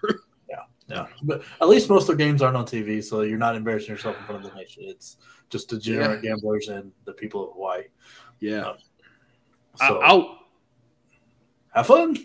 I'm making a pick on every game. That's my shtick. And I do that. People ask. That doesn't mean I always say don't recommend betting every single game because otherwise in the comments people ask, well, what do you think about this game? So I'm like, I just rather tell you. It's easier for me to say it while we're here than typing back to 14 different questions. I Michigan. I think it's more likely that Michigan wins by a whole lot than just a whole lot. But God, this number is so big. I mean, there will be people out there who will, out of principle and the math, just say take 51 points. I don't think that's the craziest thing. I'm not going to do it. Right. There are people who are going to lay 51 with Michigan and be excited about it. I'm not excited about it, but that's the way I lean. That's why it's a C grade pick. 48, I'd be excited about laying 48 with Michigan. Maybe 49, probably 49, because I don't think there's going to be a lot of field goals. Because like you said, I don't see why field goals happen in this game. If there are, it's going to be one, I think, and not two. I could see at some point Hawaii accidentally stopping Michigan having a penalty, an offensive holding, and then like a dropped pass, and then at that point it's 20, and they get 8 yards and 8 yards, and it's like 4th and 4 from the 20, and they're like, let's get our kicker some more. I just see it happen twice. So I mean, I think that's why I said 48. Like I think that's more likely than hitting. That's why 51 here I'm okay laying because was the math. No, 52. 51 I'm okay laying because 52 is possible because then they went by 49 and then the 3. But I mean, otherwise, I'm like you. I think it's mostly touchdowns, so it's probably more likely that it's 49 or 56. Right. Gosh, this game. I think you're saying what are you trying to accomplish here? Oh, that's the thing it's not even really a good practice for you. I agree. We saw it last year with Alabama. I believe Alabama played New Mexico State last year, and it was the same thing. Like, what do you do? Like, I don't know what your game plan is for these situations. Like you said, you're really just trying not to get hurt. And we saw Alabama obviously just kick the crap out of New Mexico State in that one. That's what's going to happen here, clearly. I will say, if you are looking at betting this game, my biggest recommendation is really to take a stance on how you feel about that Vanderbilt-Hawaii game. I mentioned this in our Discord that I think if you think that game was a little bit of an aberration and Vanderbilt kind of just got lucky and big plays and that sort of thing, and that Vanderbilt went in and won handily, but that the score was a little bit misleading, then maybe you feel better about taking the 51 because you think Hawaii could be competent enough to kill enough clock that when Michigan quits, they quit when they're at 49 zip. Right. Enough to kill enough clock was the quote. That's the best I could say. I mean, it's just a funny statement, right? No, I'm with you. If you take a stance that you think that was a real shellacking and the score was justified, and I'm not saying it is or it isn't, it very well maybe, then I think you kind of have to lay the 51 because obviously Michigan's a whole lot better than Vanderbilt. And at some point it feels like the Alabama-Utah State game of last week where I took all the points of Utah State and I was like, hey, I know Alabama's really good, but a team that's like got any talent whatsoever can accidentally kind of hang in there, and then Alabama quits and they don't win by that many. And we saw Alabama was up like 50-0 in the early third quarter. And I think that's what's going to happen here. I think Michigan will be up 49-0 in the early third quarter, and then it's like you're basically there. So, like I said, I lean towards laying it with Michigan. Again, like I said, I think 49 and 56 are the most likely outcomes, but I think there's an off chance that it's 52 because maybe one Michigan field goal. But again, it's you can't be confident laying this many points unless you were laying this many points when Alabama was playing, Sisters of the Poor or something like that. Otherwise, it's not. Not one you feel confident with. Anybody have anything else you want to say about this game? I feel like here's your chance to pile on. Nope. Please survive. Please don't make it like the Varsity Blues game. Yeah, absolutely. 9 p.m. Eastern. New Mexico State and UTEP. Talking about teams at the bottom here. New Mexico State, 128. They've escaped the bottom at least for now. 0-2 on the season. Playing a UTEP team that's 0-2 on the season, a rematch of a Week 0 game last year that UTEP won pretty handily. Because we talked about this before the show kicked off here. I remember watching that game. The score was a little bit misleading. UTEP was, I think, better last year, was the better team, won the game, should have covered, but probably shouldn't have won by as much. So I caution people looking back at last year's game. Also, again, thankfully, it happened in Week 0, so we can just keep bringing it up. Nebraska, Northwestern, right? So one game last year shouldn't be the only thing you handicap, right? 2 games shouldn't be the only thing you handicap, right? So UTEP is ranked 118th according to the model right now. That little bit of a boost they got last year, fading fast. The model does not think that they are that good. At home, I think 16 is too many. Model says it should be UTEP minus 13.4. I tend to agree 13 or 14 makes a lot of sense here. Maybe 14.5. I'm going to grab the 16 with New Mexico State. I just don't love 16 as much as I would like 17. So I'm only putting the 1 unit on it. If it gets to 17, I'm talking myself into it more. 17.5, 18, I'm getting more excited about it. Yep. I think 16 is too many points. I think that 13 and 14 are the most likely outcomes. I think that UTEP isn't that good. I think that New Mexico State might have a little bit of competence. They just missed that cover against Minnesota by half a point. I think if they kicked a field goal, they would have had it. So I think the numbers are fairly solid in New Mexico State. I think they got a little bit of competence. I think obviously it's going to go better for them against UTEP than it did against Minnesota. I think they can kind of hang in there. But it's still New Mexico State we're talking about. So again, at 16, only a 1 unit play. I'm hoping for 17 and a half to add a second one. Cousin Jared, what do you think? Yeah, so I'm looking this up right now. These two schools, big rivalry right here. Should have had Jack on. Could have told us all about. They're like 40 miles apart. They are, holy crap, 40.5 miles from one campus to the other, right up I-10. Nothing in between. I shared an office with Jack for a couple of years. I mean, okay. Well, there you go. So yeah, this is going to be a big game for both teams. The thing is that, in my opinion, this spread is gross. This total is gross. There is literally nothing about this that I like. I mean, I don't know if I've ever seen a total number that is uglier than 46.5. Like, what even is that? That is a terrible number. I don't like. I love random football games. I will not be watching this one.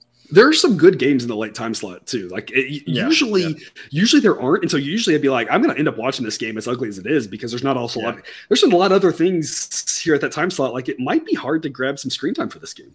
Yep, you're right. Yeah. Jake, what do you think? It's football. It is. Not watching, not betting, not encouraging anybody to watch or bet. So it's football.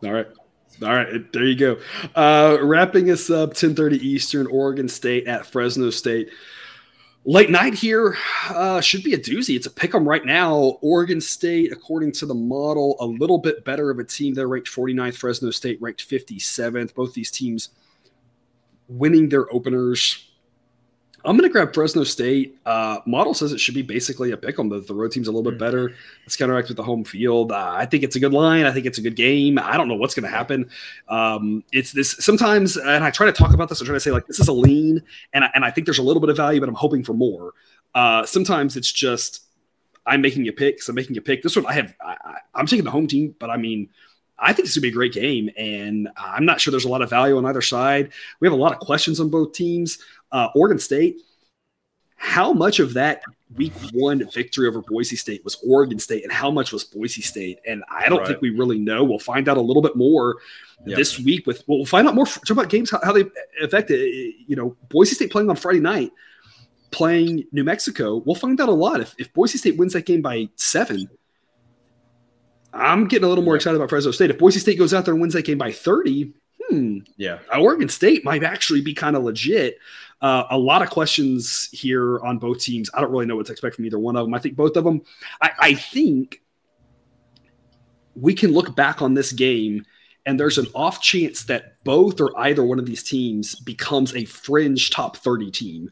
I think we can look back on this game at the end of the year and either or both of these teams as a fringe 70th, 80th ranked team. I mean, there's a lot of outcomes here for both of these teams. And so I think it'll be interesting to look back on it in hindsight. But right now, with the information we have today, I think both teams are decent. I think both teams have potential. Will they realize it? I'm not really sure. So again, pick them. I think it's a pretty good number. Cousin Jared, what's your take? So I'm I may play the under on this game. If this gets to 62, that's where I'd really like to get it. I like the under 62 if I could get it. I may play it at 61.5, even if it hangs around there. So my thing is with Fresno State, obviously like Jake Haener, very, very good. But I am concerned that losing DeBoer, the head coach now at Washington, you saw what kind of difference he made with Washington just in that one game, their offense compared to what it was last year. I know there were transfers and everything else, so and more variables than just the coach there. But I think that losing him, Haener could still be a really good quarterback, but I think the offense is just going to take a hit without him there. And so I think you may not have a lot of time to capitalize on that. So I really want this number to get to 62. If it does, I will make a play there. I may play it even at 61.5, but 62 is a fairly key number, so I'm going to wait and see if I can get that. Jake? Yeah, Oregon State looked very shaky against a mediocre-ish looking Boise team. And that's optimistic. Yeah, and really benefited from Boise looked awful. Yeah, the 5 turnovers that Boise had. But like you said, Oregon State still didn't look great against them, despite all of that. Yeah. So I think that said a lot more about Boise than it did Oregon State.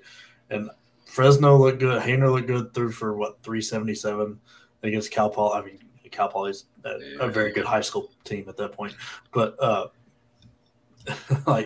it's just I think Fresno gets this done because I don't think Oregon State is really very good at all. I think they're not going to get the turnovers they got from Boise to keep them in it. Their offense isn't going to do well. Their defense let Green run for 102 on 11 carries, something crazy like that. So I just don't see them getting in the way of Fresno enough here to keep Fresno from winning the game. I'm not saying there's going to be a bunch of points scored. I think Fresno wins this game. All right. Back to the I don't know if it's going to be kill the clock offense. It's going to be I have no idea how long this segment's going to take. This is the time where we're going to go back and recap other games that we didn't talk about on this episode, where people want to add more units, add units that they didn't add already. Jake going back, having the opportunity to talk about some games. Again, who knows how long it's going to take? We'll kind of half rapid fire it. Cousin Jared, I'll let you lead us off. What do you want to add, discuss, etc.? If you take the over in Iowa, you're canceled. Okay, so let's go here. So first of all, I'm doubling down on UTSA money line. So I added it. I took UTSA on the money line at -128 on the last show. I am doubling down on that. I'm taking them on the money line at -132 now.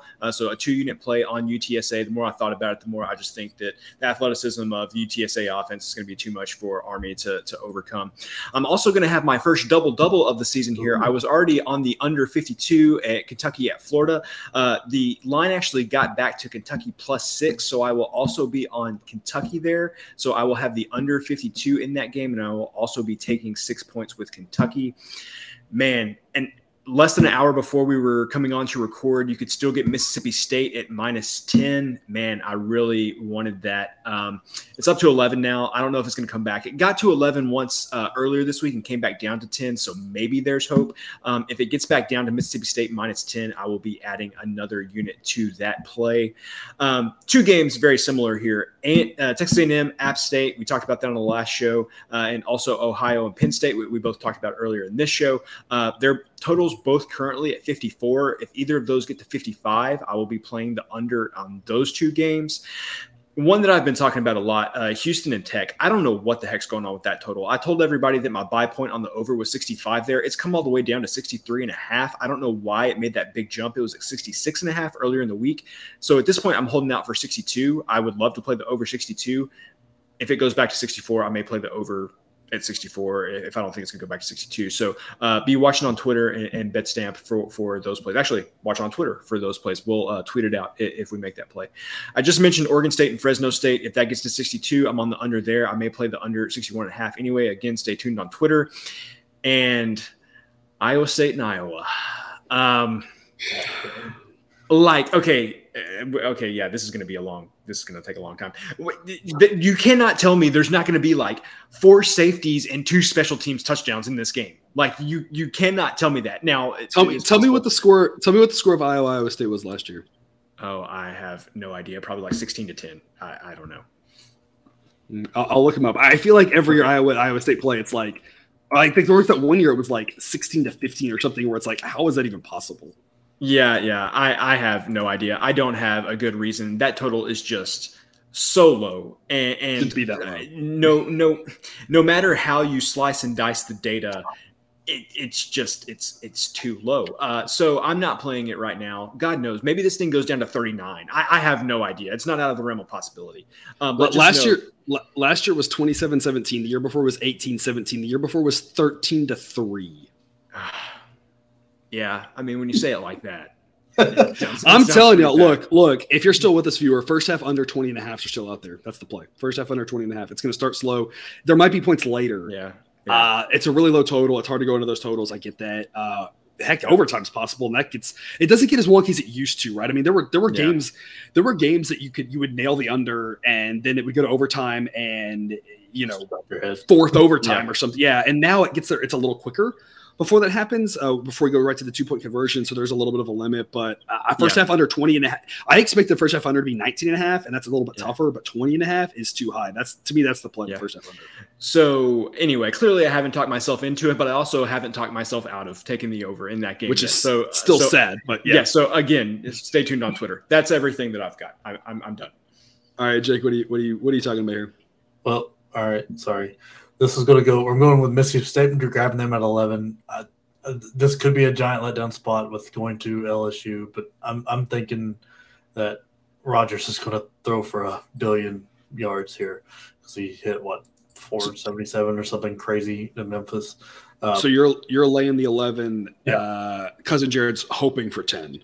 Yeah, if it drops down to like 9.5, maybe even 10, I'll add a second unit. Watch Twitter, but right now we're just. I think Mississippi State has got a good enough offense to handle this Arizona team, and Arizona's not that good. I laid the 8.5 in the first episode. Told you I was an A-grade play. Told you not to get greedy. Lay the number then. So hopefully all of y'all already have your bets on this, and y'all don't even care about what these fools do because you've already got your 8.5s in your pocket. I've already got the 8.5 in the pocket. You should have had 2. Yeah, I know. I doubled up on it, but yeah, and I just real quick.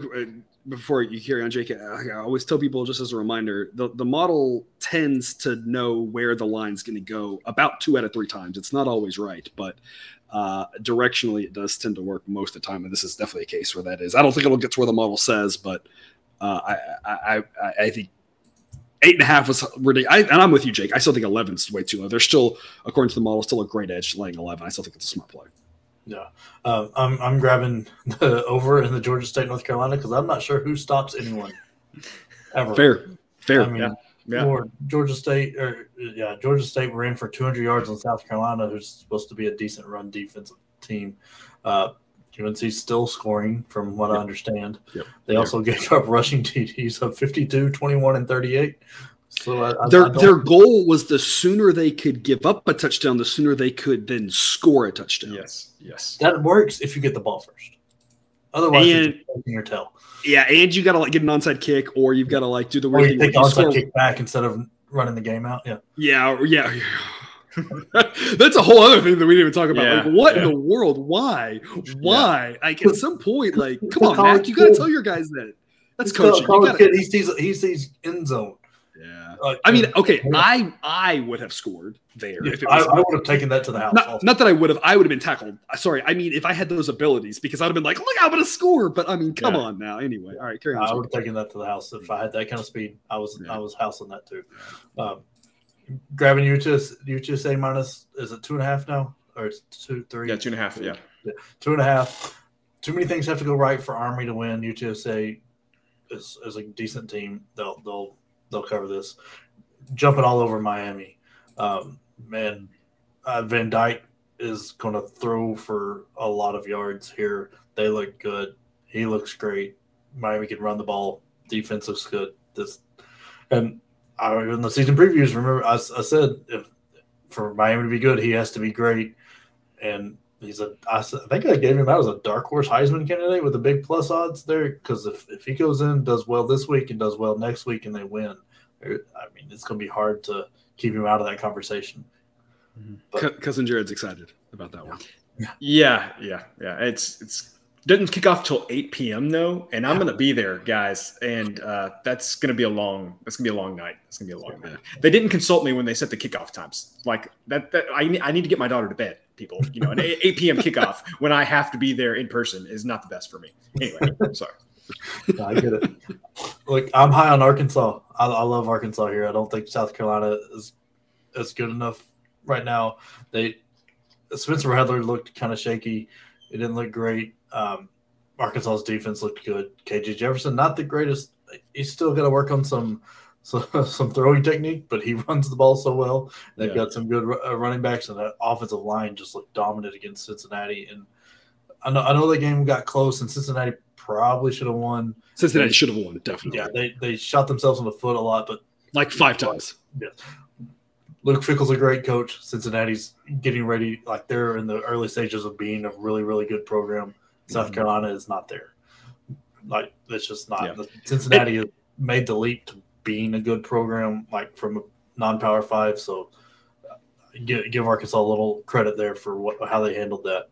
And I'm on South Carolina on that one, but I do think it's an interesting point that you bring up that, again, a lot of our goal on this show is just to give you viewers something to think on. And Jake, it's a good point because part of me says, I think I said this on the show when Jared and I talked about this, was Cincinnati should have won that game.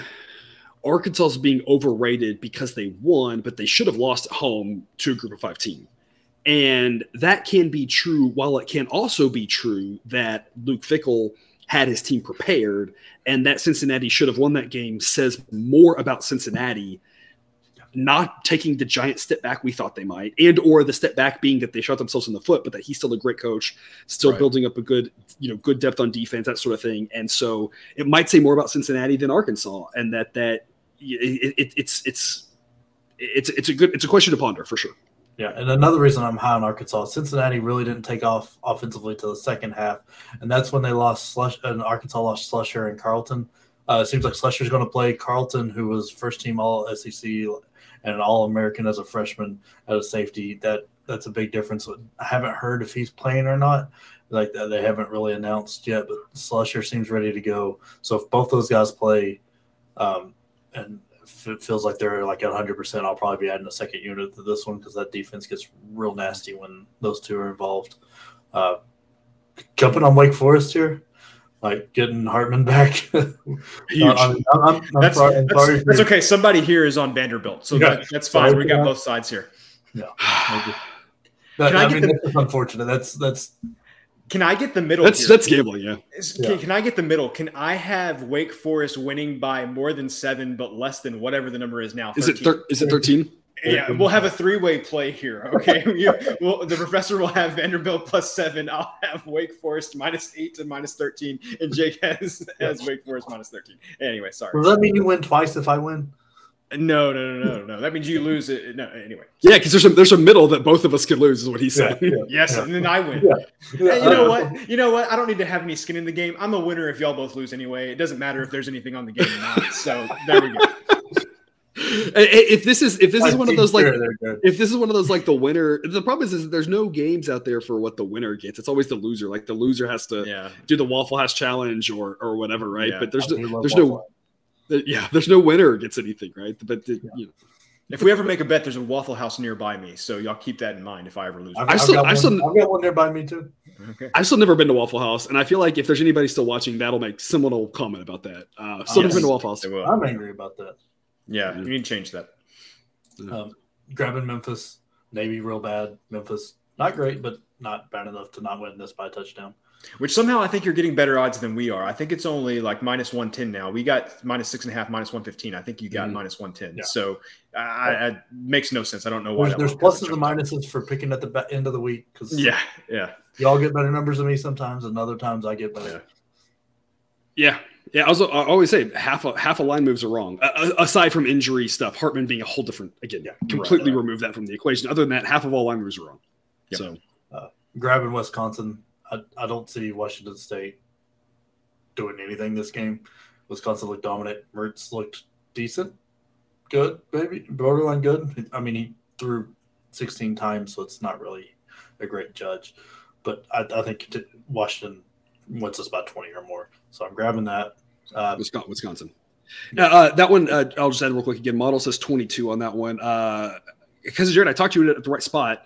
It was 17.5 at the start of the week, dropped to 17. That's where we got it. Now it's back to 17.5. So, I mean, 17 was the sweet spot there for sure. But I think if you're focused, I'm like you, Jake. I still think 17.5 is a solid play. I'd rather have 17 for that push protection. But I think if you're focused on that key number, a lot, like there are key numbers where I would say once it misses this number, I think you pass. I don't think that's the case with this Wisconsin play. I don't think that missing that number is a pass. Now, again, the model thinks it should be more than 21.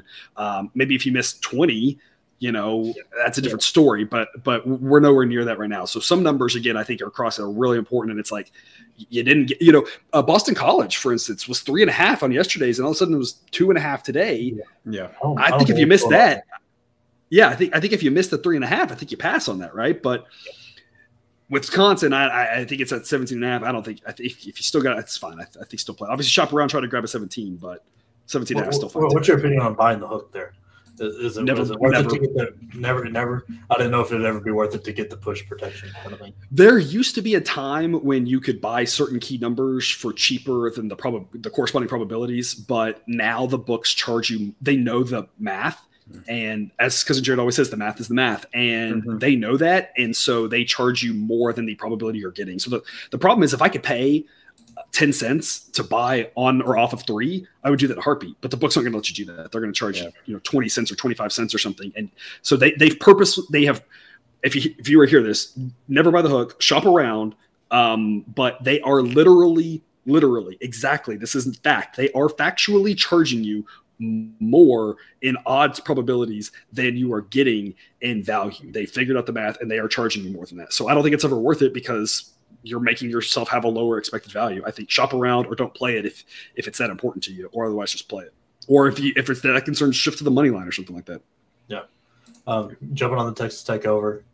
I know the quarterback got hurt, but the backup is plugging not a big play. deal. Yeah, that's nothing. I'm jumping on Iowa State plus 3.5. It's still 3.5. When I looked earlier this afternoon, it was, but I don't know where it's at now. Yes. Yeah, so doing that because I'm not sure who scores in this game. Not either. Okay. Maybe that's the play. Yeah, that's the play. Yeah. Who scores a touchdown? I grabbed that as an A-grade play on the first episode. I said that it should be Iowa minus a point. 3.5 is stupid. 2.5, sure. 2.5 is fine. 3.5 is insane. One of the games I'm most interested in is I want to see what UConn does with this 2-3 zones Syracuse is throwing. I don't think they've got the shooters to shoot them out of it, but we'll see what happens. Nope, I promise UConn doesn't have any shooters. I can promise you. Other than that, I'm dodging that game. I don't know, unless it goes like 10 overtimes. Yeah. Too much basketball. Pretty sure I watched a 6 overtime one in Madison Square Garden one time. Yeah, that was. Oh my gosh, that was so much fun. Don't even start on basketball. Taking USC, this line feels fishy for some reason, but everything in me says Stanford's not good enough to keep this under double digit. Yep, I agree. It feels very fishy. Go to jump on Oklahoma State. Arizona State's not got the horses to keep this one close. I think Oklahoma State's got the offense to keep it rolling, and I think you're going to see a very similar type game to that Central Michigan, but I think Oklahoma State still covers this number here. Then I'm going to go on the over on Baylor and BYU. I think this is probably the best game of the week. This is just 2 really, really good teams going at it. It's hard to tell much from Baylor, but, I mean, how do you say your quarterback's last name? Is it Shapen? Shapen. He only missed 3 passes and threw for 214 yards and 2 touchdowns. He had 4 ball carriers over 40 yards and Reese getting the 2 touchdowns. Baylor just looked really good. I mean, it's Albany. BYU almost shut out USF in the first half. Yeah, played really well. Yeah, but they actually lost the second half, which, I mean, how much is that BYU letting off the gas versus adjusting? Well, it's because South Florida has Baylor transfer Gary Bohannon pulling the trigger at quarterback. Yeah, I mean, so it's all about points. That's weird.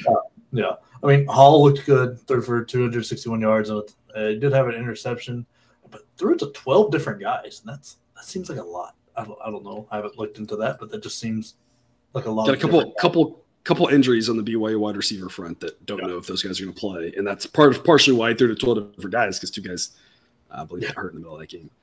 Yeah, but the defense looked great there. I had 1 sack and 2 tackles for loss, so that tells me Shapen is going to have all day to throw the ball. He is. Yeah. Baylor's going to score at will in that game. Yeah. I mean, in this last episode I covered it. I grabbed the 3.5. There's still 3s out there. I still think money line makes sense. I just don't see Baylor not. I see Baylor scoring a lot. What time is this game? I can't remember. 9:15 Central. Yeah. So this is one. This is one. If everything's going well, I'm loading up on the Baylor money line. But I'm playing the Baylor money line. It's just the pick with the spread I hear. I'm taking the over. Yeah, Baylor team total over. And I always talk about. So I want to caveat what I'm saying here. I always talk about one matchup doesn't matter. Last year's matchup, whatever. These 2 teams played last year, and Baylor left a lot of points on the table, and that was with a much worse quarterback who could not exploit the issues on the field.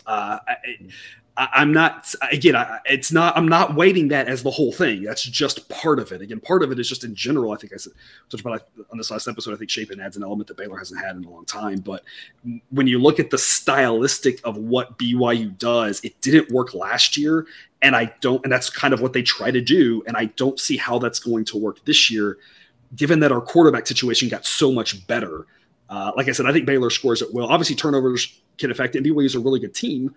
But like I said, I don't think Baylor gets stopped at all. I don't want to sound like a homer because, look, disclaimer, and I've told you some of y'all this before. Maybe I know the 2 of y'all have heard this. I don't know if some of the viewers have heard this. Look, Game 6 of the World Series last year, as an Astros fan, I was in attendance. My official pick was on the Braves. So I am okay picking against my team if that makes sense. But I think Baylor's the side here. Yeah. And I was going to ask you this. If Baylor handles their business, say they win this double digits, does that change your opinion on them winning the conference again? Because I know you were very hesitant on that when we were talking about that earlier. I think not really. I still think it is a difficult schedule, and I think that there's a lot of teams in the Big 12 that are all kind of good, and I just don't know who's going to survive the war of attrition. It's not that I think Baylor's a really good team, and I think they absolutely can get to the conference championship game. It's just there's so much talent in that conference, and the way they all play each other, it's just there's a lot of question marks. So it's not about Baylor; it's about all the question marks in that conference. We don't know about Texas. I'm not sure if we'll learn anything this week about Texas, unfortunately. If they get blown out, it doesn't really mean anything. So I mean, Texas is a big question mark. Oklahoma State, like that offense looks great, but can Spencer Sanders do that all season? Can that defense figure out anything? Because that defense looked terrible. That's the big question mark. Oklahoma with all the new players, a question mark. Texas Tech might be frisky. That's a really tough place to play in Lubbock. Talked about West Virginia, might be frisky, really tough place to play there. Kansas State's a dark horse, really tough place to play. There's a lot of places in the Big 12 that punch above their weight class with regards to stadiums that only hold 50,000 people, but can get pretty raucous. And so just a lot of question marks in the Big 12. So it's more about all of that and the war of attrition than anything else. Baylor absolutely has a chance to do it, but there's just too many very good teams. No great teams at this point. No teams that I'm like, I think can hang with Georgia, or Alabama or Ohio State, but a bunch of solidly good teams that make it questionable. Yeah, I'm higher on Baylor than I think they've got a good chance to win it all because I'm not sold Oklahoma is worth it yet. I mean, I know Gabriel's good, but I was curious if that changed your opinion if they came through and won this one by double digits or it looked like the team I think they are. If they win by 30, maybe. I don't think it's going to happen though. Yeah. But that'd be fun for me as a Baylor fan. Yeah. All right. Any other picks for you, Jake? No, that's it. That is everything I got. All right. Cousin Jared, any parting words? Nope. I'm excited for week 2. Let's go. All right, Jake, any last words from you? Yeah, just keep checking us on Twitter, join the Patreon so you can catch on while we're throwing out there. Yeah, we got a lot there on the Discord for sure. should be a lot of good chatter, a lot of line movements we're talking about. Hopefully that's good information for you. And on top of that, early lines out for baseball and college football. I'm going to post the when I run the model on Sunday afternoon. Should be out around when openers come out, so you can grab those. I don't post for the general public until later that day or the next morning. So some benefits there if you look at that Patreon page. Again, nothing changing with regards to the same free content, but if you want more, we've got that option for you. So thanks for pitching that, Jake, because I'm a horrible salesperson. I just do the math. The fact that I still say the fact that I made a website's incredible because I don't know what the heck I'm doing. I'm a math guy, I teach, I do math. I sometimes played some sports, that's about it. All right. Well, that's all we have for you today. Thanks for tuning in to another episode of Picks with the Professor. A reminder, check out the Google Sheet for model picks, projections, and results. You can find that link and more at the website, www.pickswiththeprofessor.com. If you haven't done so yet, please click that subscribe button to ensure all the sports betting content we provide on this channel is dropped right into your feed. We'll see you again next week with more college football content, and again, still daily baseball shows for every day except for Sunday. As always, best of luck, and remember, you can eat your betting money, but please don't bet your eating money.